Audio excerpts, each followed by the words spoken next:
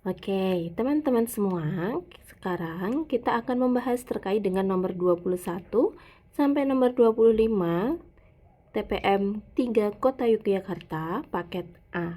Kita lanjutkan pembahasan kita. Sekarang nomor 21 yang ditanyakan yaitu berkaitan dengan puisi. Ya, kita diminta untuk memperhatikan puisi. Ada 2 puisi di sini, kemudian kita diminta untuk membedakan penggunaan majas yang dominan. Dominan berarti yang sering digunakan di dalam kedua puisi tersebut.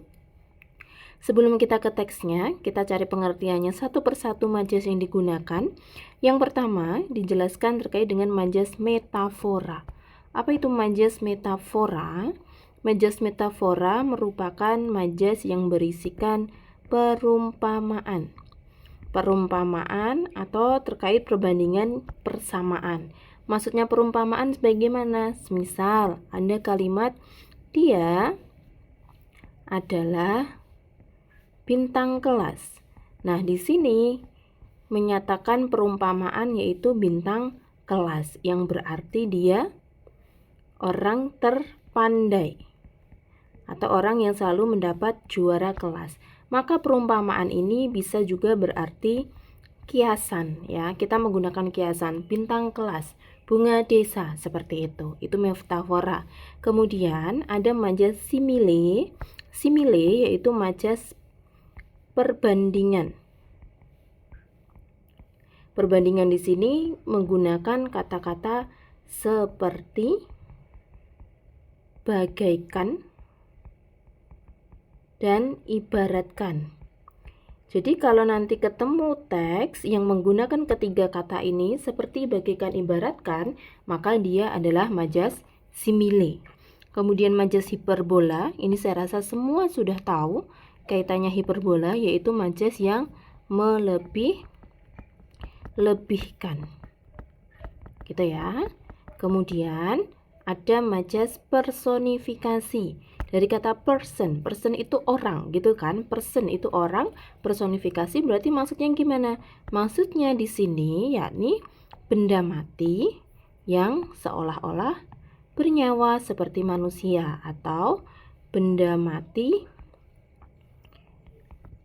dianggap bernyawa, boleh seperti itu.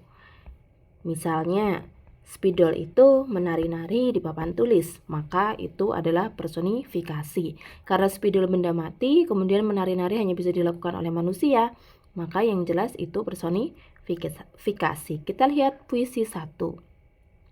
Puisi 1 terdapat kata seperti. Seperti sudah berabad-abad. Kemudian lagi, seperti bisikan angin di daun. Otomatis puisi 1 ini menggunakan majas simile. Karena majas similenya hanya ada di jawaban B, maka berarti teks 2-nya personifikasi. Maka jawabannya yang B. Kita cek personifikasinya yang mana, teks 2. Personifikasinya ada di kalimat angin berembus membawa bulir embun di dedaunan, mengabarkan kepada hamba untuk terus berusaha. Di sini benda matinya angin, ya. Tapi diibaratkan dia membawa.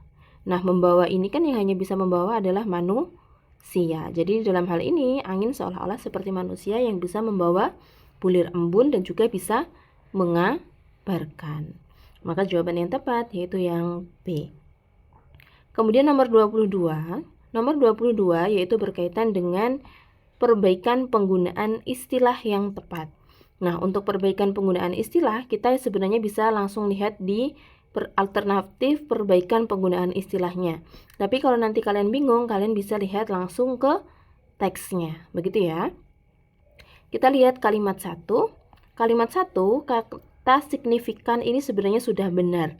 Kalau diganti signifikasi, ini jelas salah. Maka jawaban yang ada kalimat satunya kita coret. 2, 3, 4. Berarti kita anggap jawaban 3 sudah betul. Kita lihat jawaban 2, impulsivitas. Impulsivitas itu tidak ada, tapi impulsif itu ada. Kemudian edukasi diganti dengan edukatif. Edukasi Itu betul, edukatif juga betul. Tapi bedanya kalau edukasi ini kan artinya terkait dengan pendidikan ya. Memberikan edukasi, memberikan pendidikan atau pengetahuan. Tapi kalau edukatif ini sifat. Karena ada if belakangnya, tif. Sifat terkait dengan sifat mendidik. Nah, kalau dua-duanya juga benar, lantas jawabannya yang mana? Kan seperti itu. Kita cek teksnya yang ditanyakan yang mana. Nah, teksnya apakah edukasi dengan edukatif? Kita cari kata edukasi dan edukatif yang ada di dalam teks. Atau kita cari kata impulsivitas. Apakah di teks menggunakan kata impulsivitas atau tidak? Kita ketemu ada di kalimat ini. Hal ini ditandai dengan perilaku impulsivitas dan cenderung merespons situasi dengan cara yang agresif. Harusnya kan yang benar impulsif. Kita cari dulu edukasinya. Edukasi ada pada kalimat 1, 2, 3, 4, 5, 6, 7. Kalimat terakhir ya. Peran orang tua, sekolah, dan komunitas sangat penting dalam memberikan edukasi. Nah, udah bener ya. Berarti dalam memberikan pendidikan, bukan dalam memberikan sifat mendidik. Maka jawaban 4 bukan jawaban yang tepat. Jawaban yang benar yaitu yang C. Begitu. Kemudian nomor 23. Nomor 23 kalian diminta untuk mencari iklan yang sesuai. Iklan yang sesuainya harus berdasarkan dengan teks. Nah, teksnya ini membicarakan terkait dengan Zian yang membantu orang tuanya memelihara sapi perah. Kemudian Zian ingin membantu ekonomi keluarga dan belajar berwirausaha sejak dini. Ia membuat iklan agar menarik konsumen untuk membeli susu sapi murni. Kemudian jika yang ingin membeli bisa langsung pesan melalui WhatsApp atau datang ke rumah. Jadi ada 3 poin di sini. Menjual susu sapi murni. Kita lihat iklan yang A. Ada namanya, ada judulnya, kemudian ini menjual susu sapi. Belinya di mana? Ada WhatsApp, ada nomor alamat. Maka jawaban yang A. Kenapa nggak yang B? Kalau yang B ini terkait dengan cetak kemasan, bukan menjual susu. Kemudian yang C di sini terkait dengan membuat spanduk. Kalau D ini terkait dengan membuka agen atau reseller. Sedangkan si Zian maunya menjual susu sapi murni. Maka jawaban yang tepat itu yang A. Kemudian sekarang masuk ke nomor 24. Nomor 24 ditanyakan persamaan kedua taman nasional tersebut adalah. Nah, untuk teks ini mau nggak mau kan harus dibaca ya. Tapi kita bisa menggunakan cara cepat yaitu membaca terlebih dahulu pilihan jawabannya, tinggal kita cocokkan di teksnya lebih cepat. Kita lihat yang A. Luas keseluruhan taman nasional lebih dari 1.500 hektar. Di sini dia menyatakan luas seluruh taman nasional. Keduanya berarti sama-sama 100 lebih dari 150 hektar. Kita lihat pertama yang teks 1. Teks 1 luasnya yaitu luas Taman Nasional Ujung Kulon hanya 122.956 hektar. Berarti kan tidak lebih. Meskipun yang teks 2 itu lebih dari 1.150 hektar. Maka ini bukan jawaban yang tepat. Kita lihat yang B. Wisata selam merupakan salah satu destinasi populer. Kita cari kata kunci wisata selam di teks 1. Atau destinasi populer atau yang menarik.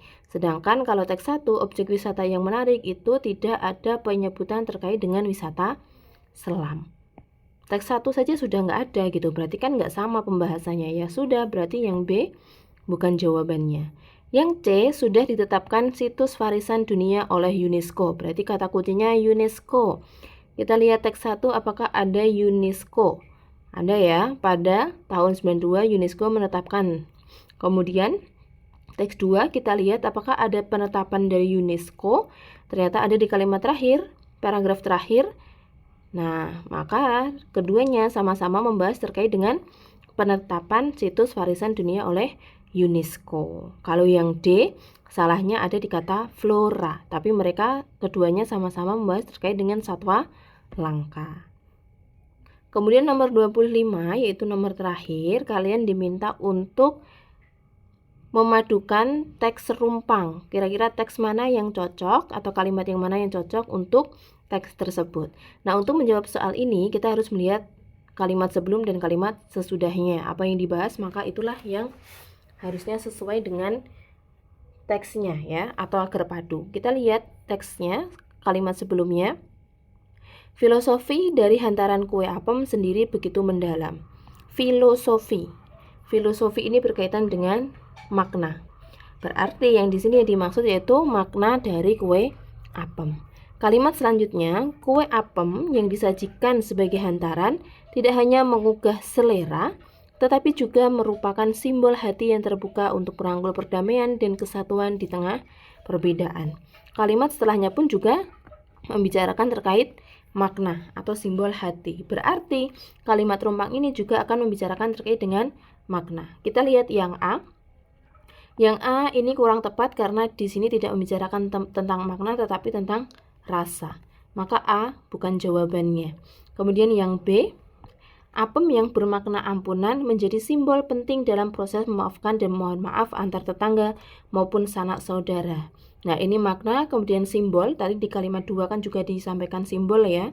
Maka jawaban yang tepat yang B. Kita lihat yang C. Kenapa tidak yang C? Karena di sini membicarakan terkait dengan berbagai cerita dan kenangan yang dibangun. Nah, ini kan tidak ada kaitannya dengan kalimat sebelum maupun sesudahnya. Begitupun yang D. Yang D ini hanya berkaitan terkait dengan kehangatan dan keakraban. Tidak menjelaskan terkait dengan makna dari kata apem itu atau filosofi dari makna kue apem itu sendiri. Maka jawaban yang tepat yaitu yang B. Begitu, semoga bisa dipahami. Terima kasih.